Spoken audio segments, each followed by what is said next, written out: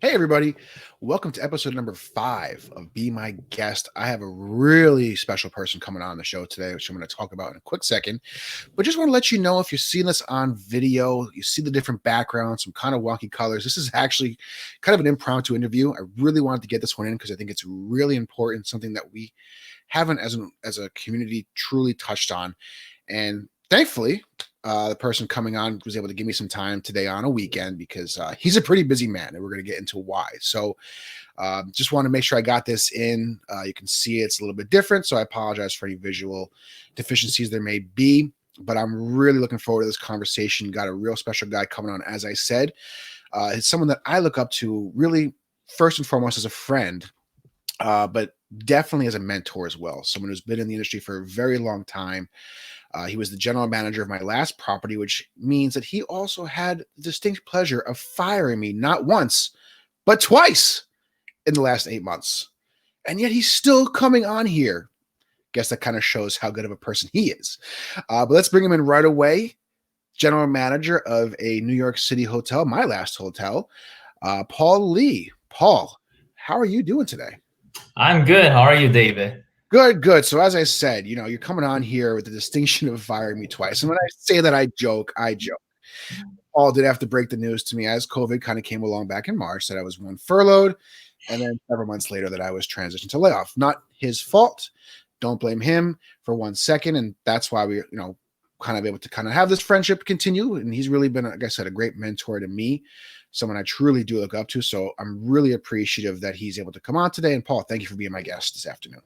Thank you very much for the invitation as well. It is my pleasure to be part of your podcast here. Yeah, so Paul, we're going to jump right into it.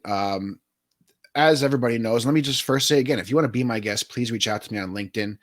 Send me a message. I want to have anybody who wants to come on and tell their story with me. So linkedin.com/IN/DMIGNANO for anybody on the listener, anybody viewing it, you can see it right there below. But honestly, this show's on LinkedIn. So if you're seeing it, you probably can find an easy way to connect with me. Like I said, come on, be my guest, and let's tell your story. But Paul, you're a really interesting story because, again, you being a general manager have kind of had to live through this, as many other GMs have, in different capacities, and not only find a way to handle your own emotions and handle the challenges you're going through and handle the additional workload, but also have the unfortunate responsibility of delivering a lot of bad news over the course of 8 months now.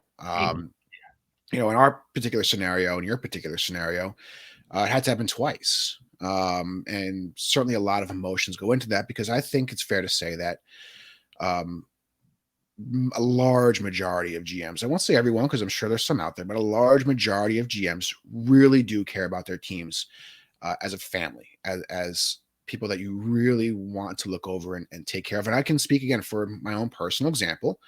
You are someone who is like that. And one thing that I think that gets lost in a lot of this is we focus, rightfully so, on a lot of people that have lost their positions, a lot of people that are struggling to find positions, people that are still working, say, on the front line and having to do a bunch of different things. But I haven't really heard a lot of conversation about what is happening to leadership, especially on property leadership, who is kind of in that middle ground between corporate level and mid-level line levels, where I won't say you're in a thankless position, but you're kind of in that middle ground where you are getting a lot of heat from people for decisions that are potentially and most likely getting made above you.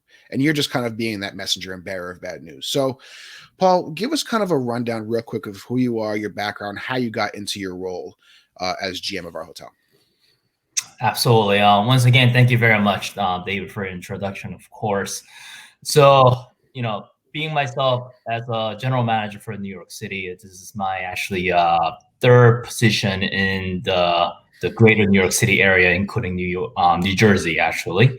So being a general manager in the area, I basically got into industry about 20 years ago now. So it's been quite a bit. I know I do look pretty young, and I'm still young. But however, it's been quite a journey for about 20 years or so. However, I'm sure lots of people feel the same way as well.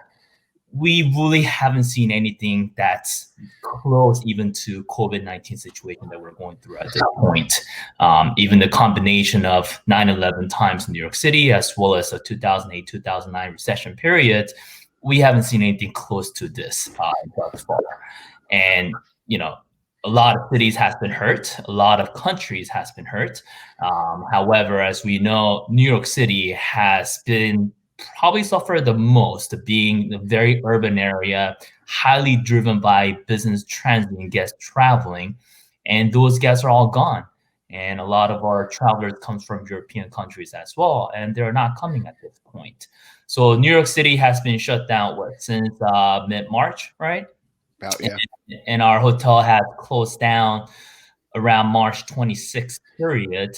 And unfortunately, at the time, we had to furlough or lay off a lot of our team members. And then we were thankful enough to reopen July 20th. And then unfortunately, after that, since the economy is not getting better and New York City is not getting better, we had unfortunately had to reclose down on October 1st. And during that time period, I literally had to lay off almost all team members besides myself and security team. So that includes all of my exec team members, including yourself, David, unfortunately. And that's where we're at this point right now. And New York is still suffering, and it's only going to get worse, in my personal opinion, in New York City before it gets better. So probably 2021 and the Q1 is when we're looking at to reopen our hotel, just like many other hotels out there at this point. Yeah, I mean, everything is so up in the air, right? You have these kind of hopes and timelines, but they could be moved up if things get better. They could be pushed back if things get worse.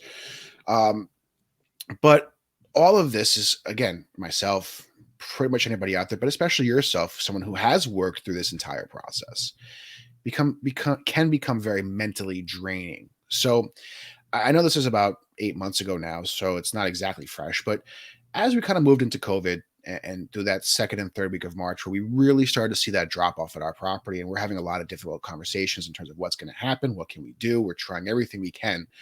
What was kind of going through your mind early on?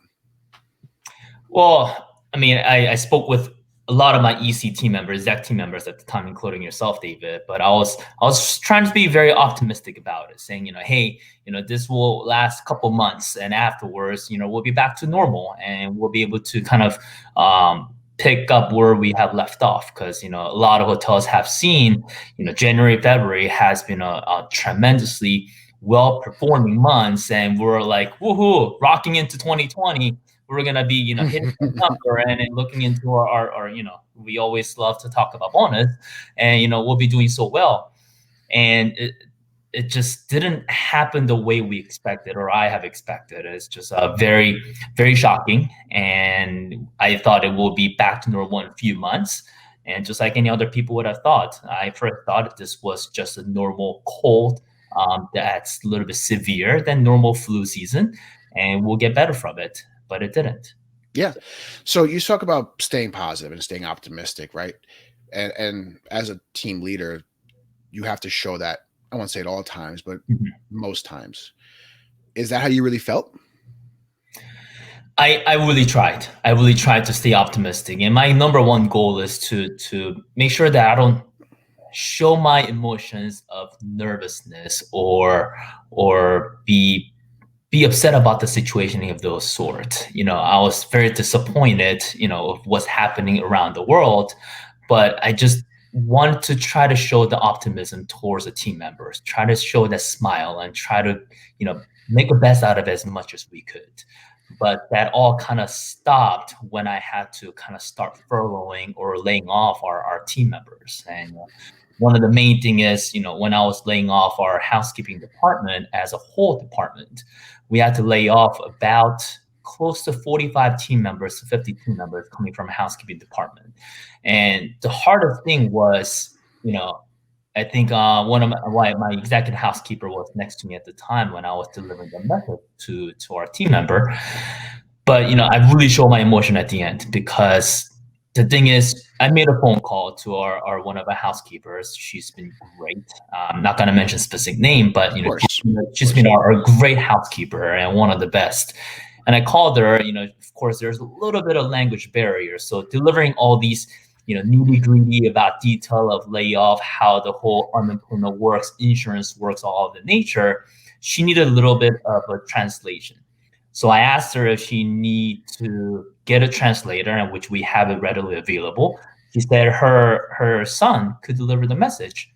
So I was like, okay. I know where this is And going.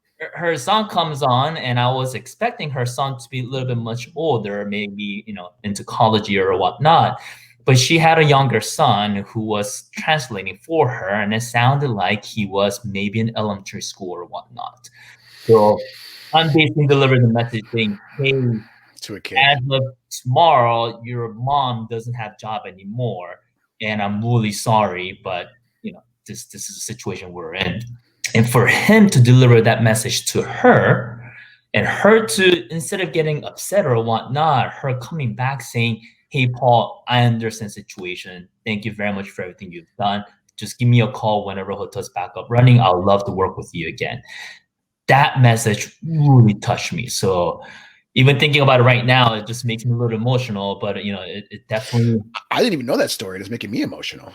yeah, it was probably the toughest call that I had. It was, having her son actually translate that news to mom and saying, "Hey, Yeah. mom, like you're no longer employed."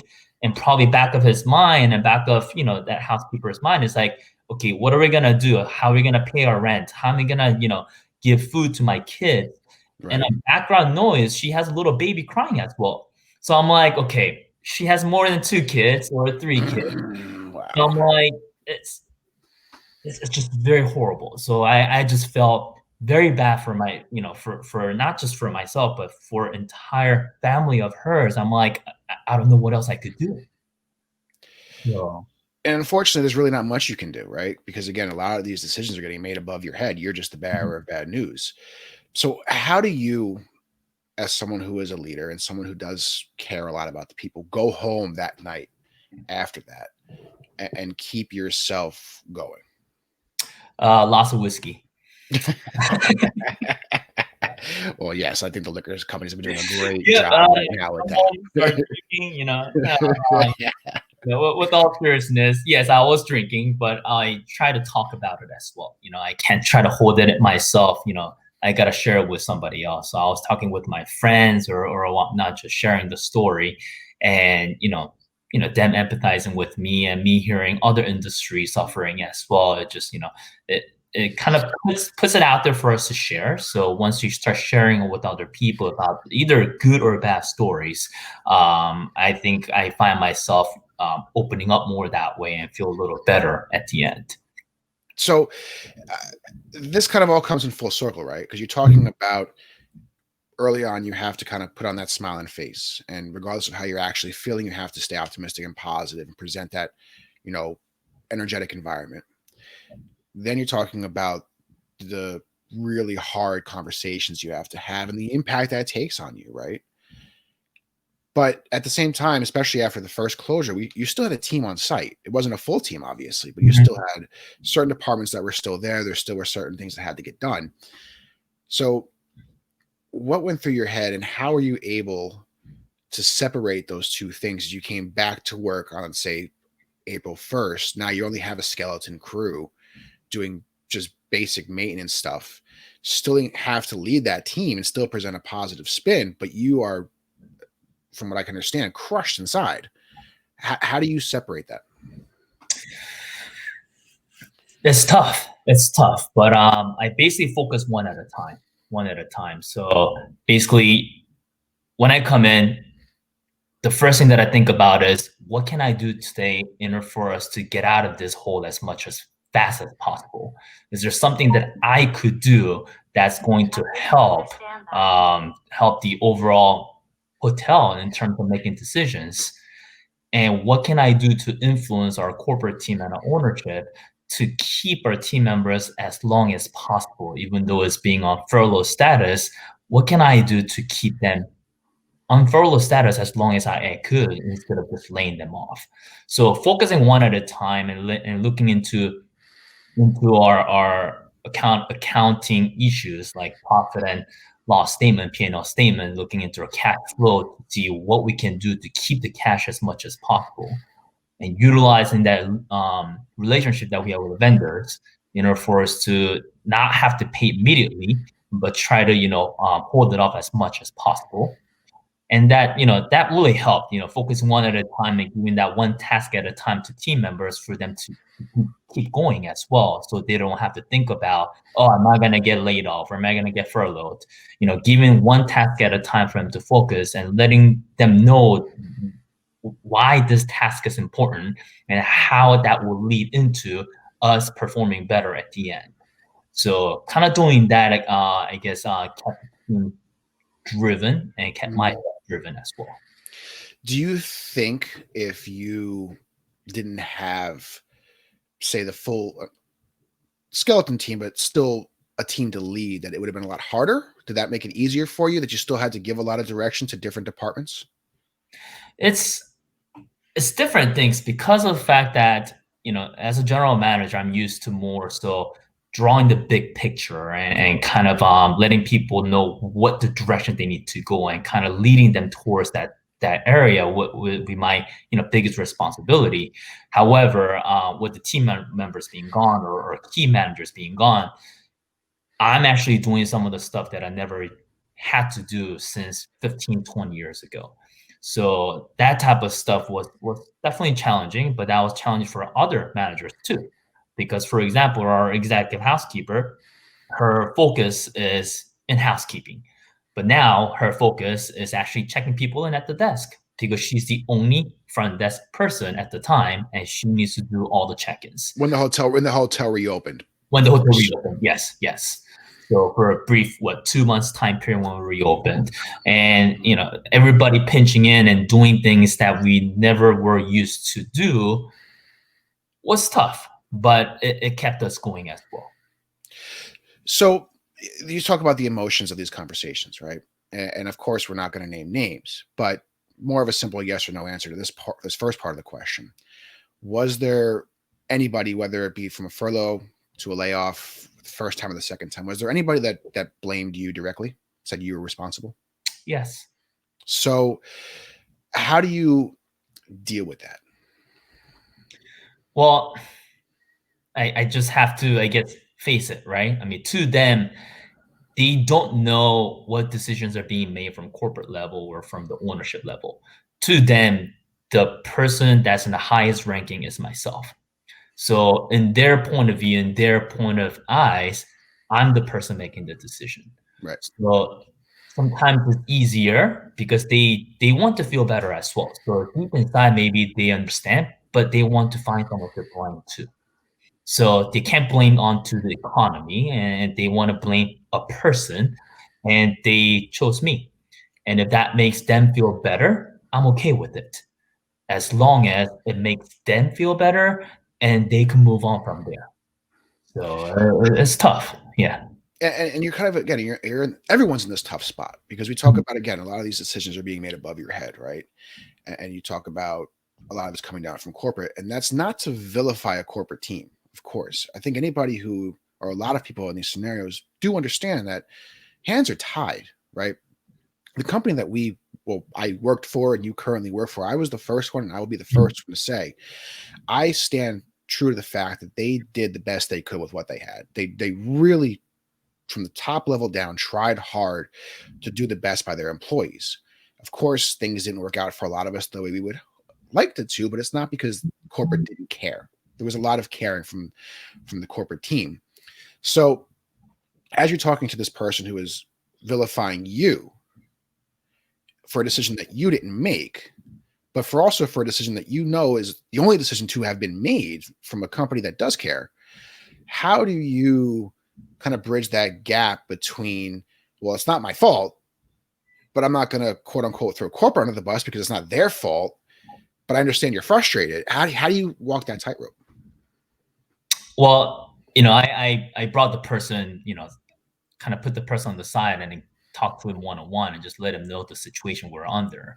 And the best thing that I could do is let him know, saying, hey, it's not your fault that you're being laid off. It's nobody's fault. but I understand your frustration. And I let him know, saying, or her saying, hey, if you ever need a professional reference, you're trying to go to another place and you need someone to refer you to, like, by all means, put my name down and put my contact information. I'll do the best that I can to connect you to the right person, or give you that reference that you need for you to score on the next gig. So kind of letting them know that, even though, yes, you're blaming me for it, but hey, I'm still here for you, regardless. Just let me know what you need. I'll do the best that I can to try to support you. And by saying that, they understand a little bit, but still, they're trying to look for someone to blame too. And and me being that person, I'm perfectly fine with it. So you talked about facing these challenges, right? Because I can imagine that's got to be really hard for you, because it would be hard for anybody, I think, to have to kind of shoulder that burden. And as I said before, you're kind of in this middle ground where you're getting quote unquote blamed by some people. Some people are more understanding than others. Corporate is doing their own thing because they have to be doing their own thing, and they're often in a different part of the country, where they're not from a face-to-face perspective with this individual team dealing with that per se. So how you mentioned talking with other people, and whether it be in the industry or not in the industry, how do you kind of reconcile a lot of these emotions? Did you find yourself turning to different types of support? Was there somebody within the corporate team that you could reach out to, that you felt you could reach out to?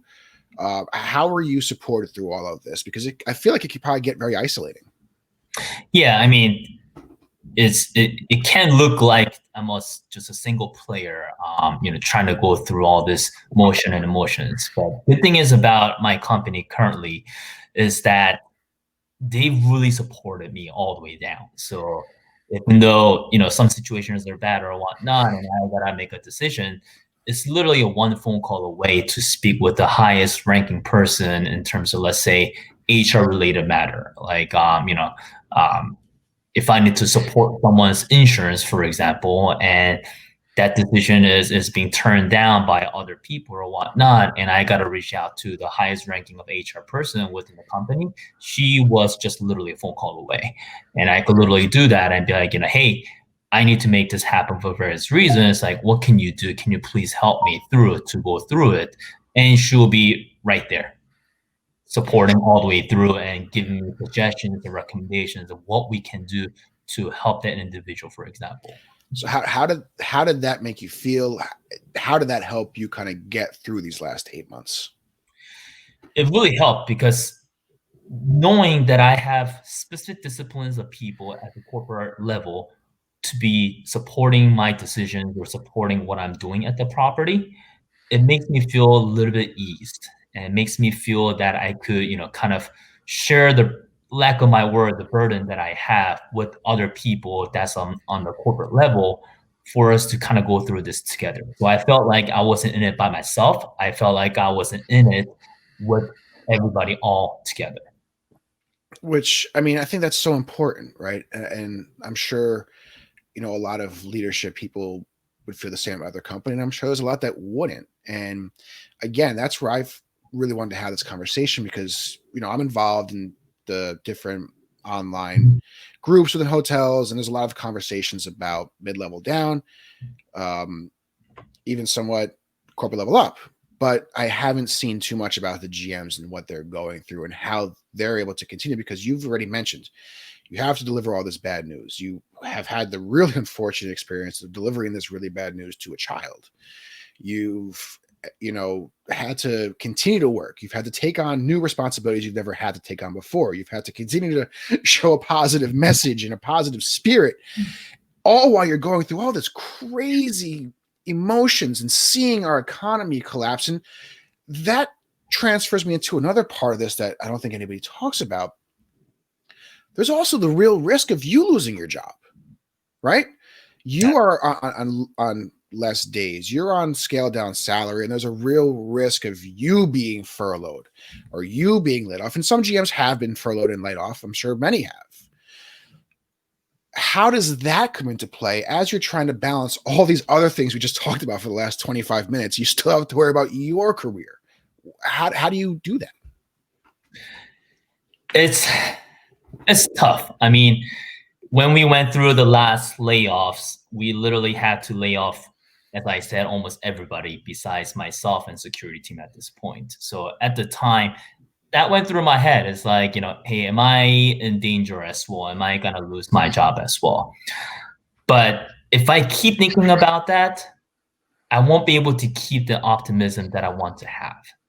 And my goal is not to think about it. And as I said, take it one at a time, take it one day at a time, and see where it leads to. And I'm a firm believer that, let's say I get furloughed or lay off, that our corporate will take care of me one way or the other. They will try to find something for me, and that's a great thing about the company that I currently work for is they try to be loyal to you as much as they could. It might not be immediate, but at the end they will try to take care of you. And it kind of leads into that whole thing about sharing the burden and sharing different things with the corporate team together, because they know where I'm coming from and they know what I'm feeling. And yeah. So let's say, you have, not you personally, but there's someone out there who is in your position or a similar position who doesn't feel that support from their upper level team. What is some advice that you might give that person to kind of keep that optimism that you're talking about and not focus on the stress of, am I going to be employed tomorrow? Am I going to be employed tomorrow? Am I going to be employed tomorrow? Just being able to kind of control what you can control. What would you tell that person? It's tough, number one. And number two, what I would say is, as I have done already, is don't think about it as much as you could and take it one at a time. Take it one day at a time. Don't try to put everything onto one day and try to be like, okay, I gotta do X, Y, and Z work today, but on top of that, I gotta think about or be concerned about if I'm gonna be laid off. Try not to think about that, and try to have a hobby, actually. So therefore, you could try to, the hobby can relate it to your career or it can be related to your health or whatnot, but try to improve who you are at this point and take best advantage of the time that we currently have. Because at the end, in about a couple months or so, when vaccination comes out and the economy goes back to somewhat normal, you'll be prepared to score on a better job or opportunity out there because you have bettered yourself when you had the opportunity to. So kind of take it one day at a time, have a hobby that's going to improve yourself as a person. And at the end, you invest into that and you're ready to take on the world when the economy kind of comes back on. So that leads into a great point about finding something for yourself during this time. And we talked on our last episode with Matt Rigoli about this being kind of a reset, both from a career perspective and a personal perspective. And you may be able to find something about yourself you didn't know was even there, that you didn't have time to find because we're just so busy in the rat race. So what, you work in Manhattan, you live in another part of Manhattan, one of the most restricted areas in the country, really from the start, probably still considered one of the more restrictive areas, even as we've really got a nice or a better handle on the COVID cases. What have you been able to do on a personal level to kind of live that advice and either, not want to say grow yourself, but just find a way to pass the time and continue to enjoy life when everything's been shut down? Yeah, absolutely. I mean, for myself, when I was working pre-COVID, I used to come to work pretty early in the morning, and I will probably not leave until like 7, 8 o'clock sometimes. And by doing that, I never found, and it can be a little excuse, but I never kind of found the time for me to kind of take care of myself in terms of my health. So during this time period, what I started to do is I actually started to kind of go back to, working out a little bit to kind of better my health. But not just that, I actually, I'm riding a bike now. So I'm biking to, cycling to work and coming back as well. So I commute Really? on a bike instead of the MTAs or taking the buses or whatnot. So that's sort of what I found myself doing to better myself at this point, which I would have never started in the past prior to COVID situation. And do you feel that's, and just for those who don't know, I know where Paul lives and I know where Paul works. It's not a short ride. It's not a short ride at all. But have you found a and maybe the answer is no, but have you found a new energy from doing different things like that? Yeah, absolutely. New energy, it gives me the energy and focus for me to do what I want to do. And a lot of people who bike might agree with me, but when I'm biking, I have zero thoughts in my brain. I just focus on the road and just, go from point one to point B. And never have to think about, like, all those things that we're worried about, like, when is this gonna end? Am I gonna get laid off? What am I gonna do tomorrow? Oh my gosh, I never done accounting in terms of closing the month ends. Now I have to do it. Shoot, what am I gonna do? Like, how am I gonna do this? Which button to press? Like, all those things are in my brain every single day, but at least when I'm biking or working out, all those thoughts are gone. So it kind of makes me feel a lot better, personally speaking. No, and that's really, I think, a key point there, right? It is stepping outside of, I won't say a comfort zone, but doing something maybe a little bit different. And that could be the trigger to help you get through this in a way that maybe you couldn't have in the past. And, that may help you in your personal relationships, that may help you in your work or your work relationships, because again, a lot of this is a continuation. It's continuing negativity. Mhm. Looking at New York City right now, right? There's, as Paul said, there's real no light at the end of the tunnel at this point. There's optimism, there's hope, but there's also a lot of uncertainty.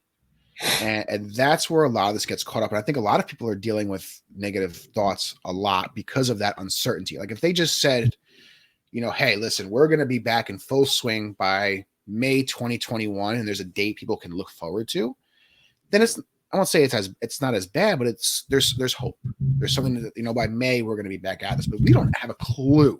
It could be May, it could be January 2021, it could be January 2022 at this point. Who knows? Nobody knows. And finding something that you can control and be in the present, which is what I think you're kind of alluding to, Paul, and when you're biking, you're kind of in that just present, is so important, because we're all looking to the future. We're all looking to figure out some kind of clarity in all of this. And we can lose ourselves in the moment because of that, and lose a lot of our present positives, whatever they may be in your own personal life. You lose some of those present positives, and it just feels like more overwhelming negativity. And you're just kind of in this growing snowball of crap, for lack of a better term. So I think it's really important that you bring up that biking thing, something you never did before and you do now, and how it really kind of centers yourself in that time that it takes you to get there and back. What would you, and as we kind of wrap up here, what would you what would be the message that you give someone at any company, whether it be a big company like Marriott, IHG, Hilton, smaller company that is maybe 2 or 3 properties or family owned, looking up the scale? What would you want to tell a leadership team about yourself, not personally, but just about what you are experiencing and how they can properly support someone like yourself in that role? I would say probably keep the momentum going and keep the optimism going. Um, and reach out to the person that they want to speak, not want to, but reach out to people that they can as much as possible and talk to them. And at the end, we're all human beings. We're all going through this all together. Maybe they don't have that friend or family right next to them that they could talk to. So by having someone from the higher level up, or from whichever level it is, it could be a coworker, mutual level, or a superior, or someone that reports to you, talk to them and see what they need. And by being there as a human and having that human connection, I think we'll be able to survive through this all together. And at the end, we're all in it together. We're not individual, just in it for ourselves. And we always say there's no I in a team, right?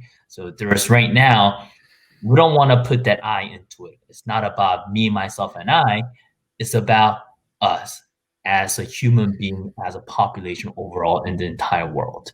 And just be out together, talk to one another, and be there for them. Now, conversely, and I think that's a great message, but conversely, what would you tell an on-site employee, mid-level manager, line-level staff, someone who has really been impacted by this from a job perspective? What would be your message to them? Keep your head up, because at the end there will be a light at the end of the tunnel. So keep your head up, keep your chin up, and keep that passion going, and keep that knowledge learning going for us to be prepared for the time when we reopen, or for the time when the economy is back up running again. So let's just, work harder than ever, take on all the responsibility that we can, because some other team members are not here with us, but we'll work as if we're, two, three people, working in multiple different positions, but we'll keep the hotel going, keep whatever that company going for us to be ready. So therefore we could hire a lot more people when we are back up running, when the economy is back up running. Don't think I could have said either one of those better myself. I mean, from both sides, and that's what I was saying kind of originally. The GM is really that kind of bridge between the corporate level team and the on property team. So I love that you have such uplifting messages for both sides, and I love the vulnerability that you express for people above you, that they can be vulnerable as well, just because they're sitting in a corporate office, just because they're maybe not on the properties each individual day, doesn't mean they're not vulnerable to these same emotions and these same struggles. And I can guarantee people out there, you may not think so, and that's understandable. That's normal. But a lot of these people are going through a lot of these same emotions that Paul is describing here. So, and that's why when I originally started this show, if you go back to episode 1, I talk about really not wanting to talk to executive level members, because I want it to be kind of more of a raw kind of conversation. But then it really hit me that those people need to speak as well. And that's where you come in, Paul. Your message needs to get out there as well. So as I've always said, this opportunity is open to anybody who wants to come on. I don't care what your position is. You can be the CEO of a company. You can be a 2-week fresh entry level person at a hotel. I don't care. Come on, let's hear your story. But Paul, I think your story can translate and is one that's felt by a lot of people, and one that's not talked about as much, as we said kind of at the show opening. So I really appreciate you sharing your version of this story, and I hope that people could get something out of it. So I really appreciate your time today, Paul. Thank you for being my guest. Any parting words from you? Well, once again, thank you very much, David, for your invitation as well, and I have this opportunity to speak on the podcast of Be My Guest here. But podcasts like this, I think it's great that you have started doing this, David, because as I said, it gives an opportunity for people to talk to one another and share what they never share with other people. So, I think this is a great idea and a great podcast for us to share what we want to share. So Well, thank you very much for this opportunity. thank you, Paul. And of course, we'll be in contact, because you know what? I still have a couple jabs I got to throw at you for getting ready twice. Thanks, buddy. Really appreciate you. All right. Thank you. You have a great day. You too. Wow. That was, and I'm kind of getting like Glenn Houseman here saying wow after every episode, but that was a really great conversation, I felt. And I hope you felt the same way, because there is a lot of angst and emotion coming from people that are being furloughed and laid off and having trouble finding positions towards people as we look up the chain. And a lot of it, as Paul said, can be focused on that GM. So if you are a GM, if you are a leader, if you're an AGM, whoever you may be, if you're, feeling that pressure, feeling that frustration, you're not alone. You may feel alone, but you're not alone. And you have to take care of yourself as well. There is a lot of animosity towards this industry as a whole right now, from people outside of it, from people inside of it, from family members that are seeing their loved ones go through these struggles. And I just want people to realize that there are people out there, a lot of people out there like Paul, that are still in the thick of things, that truly care and are doing everything they can to bring people back as fast as possible. And we just have to, I don't even know how to say this honestly. This is truly raw emotion right now, because it's just coming together in a certain way. And I think we as a community have done a really good job of that. But I also think we need to be more appreciative somewhat of the plight of some of these GMs, because I do see a lot of animosity towards leadership on some groups. And again, I think I won't say rightfully so, but understandably so. And I hope that a conversation like today can help people understand where people like Paul are coming from and the challenges that they are going through. And maybe we can come together and all support each other. And I think that will become a much better industry because of that. So I really appreciate all your time today. Again, this was thrown together on short notice. So thank you, Paul, for coming in and giving some really great content. And I hope to see you all back next week. Thank you again for all of you for being my guest today. And we will talk soon. All the best. Bye.